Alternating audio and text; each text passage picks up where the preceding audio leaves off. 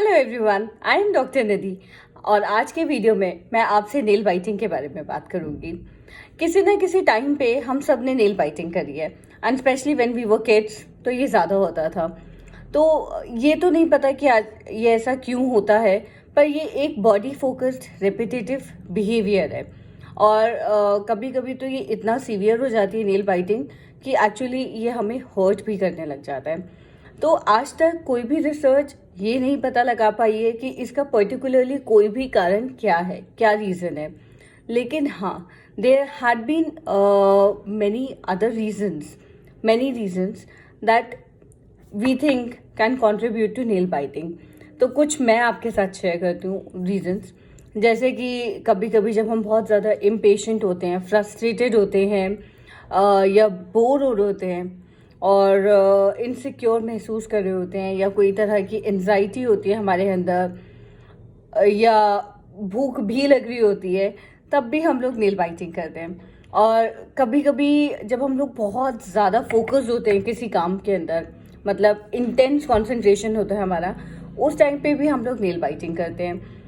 या जब हम लोग बहुत ज़्यादा स्ट्रेस में होते हैं, बहुत टेंशन होती है किसी भी बात को लेके, तो हमें रियलाइज़ ही नहीं होता कि ऑटोमेटिकली हमारे नेल्स जो हैं हमारे मुंह के अंदर जा चुके हैं। तो ये तो ऐसे कारण है। और कभी कभी हमारे इमोशनल या साइकोलॉजिकल रीजंस भी हो सकते हैं नेल बाइटिंग को लेके। जैसे कि अगर किसी को ADHD या OCD की प्रॉब्लम हो या टाउरेट सिंड्रोम हो, तब भी नेल बाइटिंग होती है। तो बेसिकली ये एक तरह की एंजाइटी होती है जब हम लोग अपने नेल्स को बाइट कर रहे होते हैं। तो ये आदत एक बार ही अगर आपको पड़ जाती है, मतलब if you have this habit, if you develop habit of nail biting, it is actually little difficult to stop it, but surely you can manage it and with consistent effort you can stop even. तो आज मैं यही बताऊंगी कि सबसे पहले nail biting जब हम लोग करते हैं तो उससे हमें नुकसान क्या क्या होते हैं। तो सबसे पहला नुकसान तो ये होता है कि when you're biting your nails, तो obviously the growth of your nails and the way they grow, that becomes weird.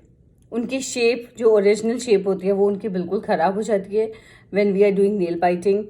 और even nail biting can spoil your smile as well, क्योंकि your teeth can chip, crack or break even मतलब when you bite your nails very regularly. And also कभी कभी there could be issues that could be related to your jaws as well. मतलब आपके jaw में भी problem आ सकती है अगर नेल बाइटिंग बहुत सीवियर फॉर्म में हो तो। और द मोस्ट इम्पॉर्टेंट इज कि of course when you bite your nails you can fall sick, because we all know that nails are hotbed for germs. तो हम लोग वैसे भी कहते हैं कि we should regularly wash our hands, और अगर हम लोग अपने हैंड्स को वॉश भी कर रहे हैं तब भी हमारे नेल्स के अंदर कुछ ना कुछ रह जाता है and that goes directly in our mouth. So they are hotbed of germs and bacteria, so we should avoid that.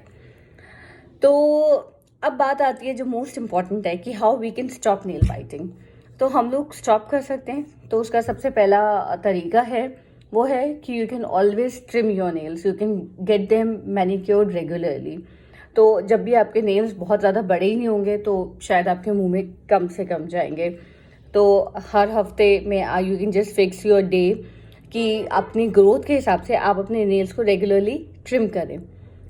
Second way is that you can coat your nails with some bitter nail paint, जो कि आपका dermatologist या आपका मैनिक्योरिस्ट आपको suggest कर सकता है।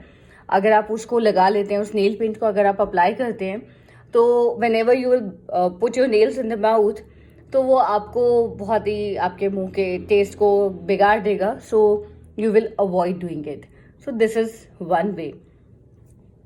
The तीसरा है कि you can wear gloves and cover your nails with that gloves, but of course that's not very practical because हर काम को हम ग्लव्स पहन के नहीं कर सकते हैं।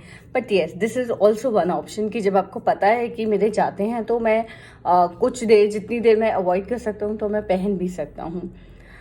चौथा है कि यू आइडेंटिफाई द ट्रिगर्स जब आप नेल बाइट करते हैं। मतलब यू कैन आइडेंटिफाई दो situations when you are biting your nails and when you don't realize कि automatically आपके nails आपके मुंह में चले जाते हैं. So once you are able to identify those situations, जैसे कि मैंने आपको बताए थे कि what could be the reasons, that it could be stress, it could be hunger, it could be boredom, or it could be anxiety. So you can identify your reason कि आप किस टाइम पे सबसे ज़्यादा नेल बाइटिंग कर रहे होते हैं. तो once you are able to understand those triggers, you can then always replace your habit of nail biting with something else. तो replace किससे कर सकते हैं? जैसे कि you can chew your gum, chewing gum खा सकते हैं आप, और you can wear a rubber band or your band in your hand, in your wrist, और उसको आप ऐसे ऐसे you can just play with it, ऐसे ऐसे आप घुमाते रहें, जैसे like I won a watch, so you can just make play with this. और you can always use a fidgeting device जो टॉय एक आता है, that you can purchase and you can always start playing with it when you feel that urge to bite your nails. और maybe you can use a stress ball, वो जो smiley balls market में available हैं, you can always use that and you can just compress it like this, or that can also be used to replace the habit of nail biting. और वो आसान तभी होगा when you are able to understand the triggers, the moments when you do it. और gradual changes में हम ये कर सकते हैं. The next way out is कि if I decide कि आज कि मतलब like supposingly today is Monday, तो Monday से लेके Sunday तक I am not going to eat my index fingernail. So I decide and I choose my finger and I take it कि मैं ये वाला नेल तो बिल्कुल नहीं खाऊंगा इस हफ्ते, maybe I can eat other.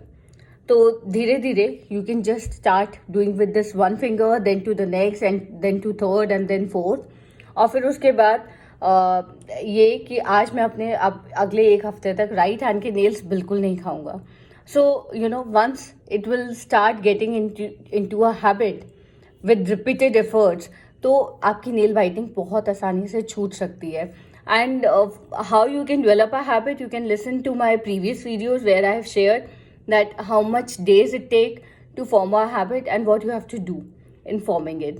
तो अगर आप अपनी इस तरह से फिंगर का सिलेक्शन करेंगे और धीरे धीरे अपने हाथ के ऊपर जाएंगे, these are gradual changes but surely they are the ways which can help you to stop nail biting. तो अपने आप को पॉजिटिव रीइंफोर्समेंट दें इस चीज़ के लिए.